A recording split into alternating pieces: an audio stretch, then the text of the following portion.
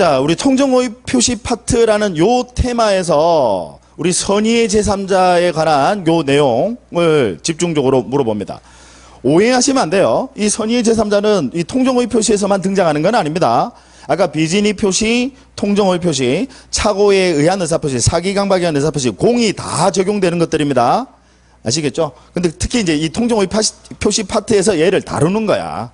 선의의 제3자. 그럼 선의의 제3자는 보호해주지 않습니까? 그러면 여기서 제3자라고 하는 것은, 선의라고 하는 것은 몰랐다 이 말이고, 몰랐다라는 거고, 제3자는 오로지 새로운 법률상 이해관계를 맺은 자만을 의미한다. 따라서 기존에 있던 제3자는 해당돼야 안 돼요? 안 돼요. 그래서 나중에 교재 통해서 확인해 보겠지만 이제 여러분들 시험에 많이 출제를 하는 게요. 자, 여러분 우리 제3자를 위한 계약 배우셨죠? 예. 요약자, 낙약자 하면서 수익자. 그럼 제3자를 위한 계약에서 그때 제3자, 즉 수익자. 이 수익자는 여기에 제3자에 해당될까요? 해당되지 않을까요? 해당되지 않습니다. 해당되지 않죠. 왜? 여러분 제3자를 위한 계약에는 계약 당시에 반드시 그 제3자가 있어요? 없어요? 있어요. 무슨 이야기인지 아시겠죠? 오로지 새로운 법률상 이해관계를 맺은 자만을 의미한다라는 거. 이 부분. 자, 그러면 제가 조금 어려운 판례, 뭐 사실 중요 판례라기보다는 조금 어려워요. 물론 뭐 시험에 잘 출제가 되기도 합니다. 갑이라는 사람이 있습니다. 갑이라는 사람이 있고 을이라는 애가 있는데 가장 소비대차 계약을 체결합니다. 즉 실제로는 돈 빌려주는 거야? 안 빌려주는 거야? 안 빌려주는 거야. 얘가 돈 빌려준 사람이다. 가장으로.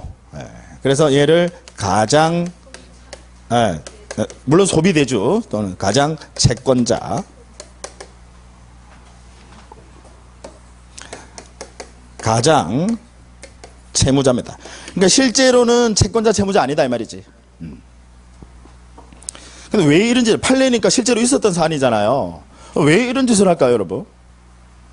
왜 이렇게 빌려주지도 않으면서 빌려주는 계약을 체결할까? 여러분 채권은 우리 플러스 재산이 있고요. 플러스 재산이 있고 마이너스 재산이 있습니다.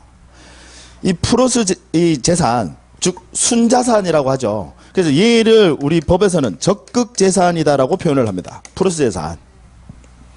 마이너스 재산, 부채. 얘를 소극 재산이다라고 이렇게 표현을 해요. 그러면 채권은 이 중에서 어디에 해당하는 걸까? 예를 들어 채권이 뭐냐면요. 여러분 대표적인 채권이 뭐냐면 은행에 돈 맡기잖아요. 돈 맡기면 예금 채권이 있거든. 얘는 이 중에 어디에 해당해요? 아니 내가 채권을 가지고 있어. 적극 재산입니다. 적극 재산.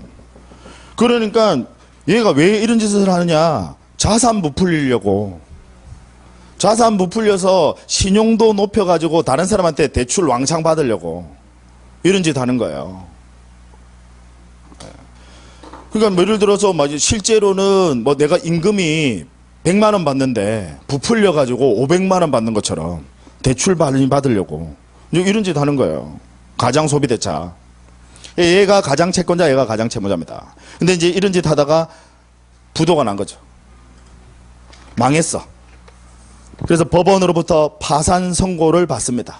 그러면 이 갑을 뭐라고 하냐면 파산자라고 합니다. 망하신 분, 파산자. 그럼 법원은 파산 선고를 하게 되면요. 파산 관제인을 선임합니다. 파산 관제인.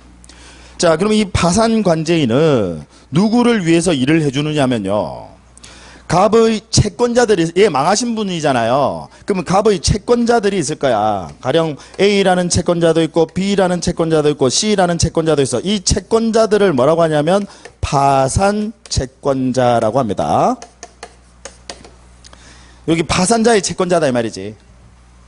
용어 아시겠죠? 망하신 분 파산자, 파산 채권자, 파산 관제인. 그럼 이 파산 관제인은 이 갑의 재산 가지고 빚잔치 해주시는 분이야. 누구를 위해서요? A, B, C 파산 채권자를 위해서요. 자, 그러면 이 병이라는 사람 파산 관제인 가장 소비대차 계약 당시, 즉 통정 허위 표시 당시에는 있었어요, 없었어요? 없었어요. 따라서 새로운 이해관계를 맺은 자 맞습니까? 새로 등장한 사람 맞습니까? 맞죠. 따라서 이때 이 파산관제인은 제3자에 해당한다라는 거예요. 그 다음에 뭐까지 물어보느냐면, 그러면 선의의 제3자만 보호를 해주지 않습니까? 그죠? 선의의 제3자. 그럼 문제는 이 선의 여부, 예, 제3자에는 해당하는데 이 선의 여부는 누구를 기준으로 따지느냐. 지금 아까 이 파산관제는 누구를 위해서 일을 해주시는 거예요? 파산 채권자를 위해서 일을 해주는 거야. 따라서 선의 여부는 누구를 기준으로 판단을 하셔야 돼요? 파산 채권자를 기준으로 판단해 주셔야 된다. 아시겠죠? 파산 채권자, 얘들을 위해서 일해 주는 거니까. 파산 채권자를 기준으로 선의 여부 따지셔야 된다.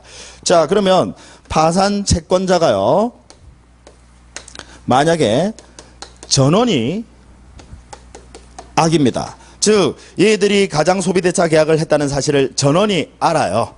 그러면 얘들 전원이 아니까 악이니까 이때는 자 파산관제인도 당연히 악의로 봅니다. 보여줄 필요 없다 이 말이죠. 지금 이해되세요?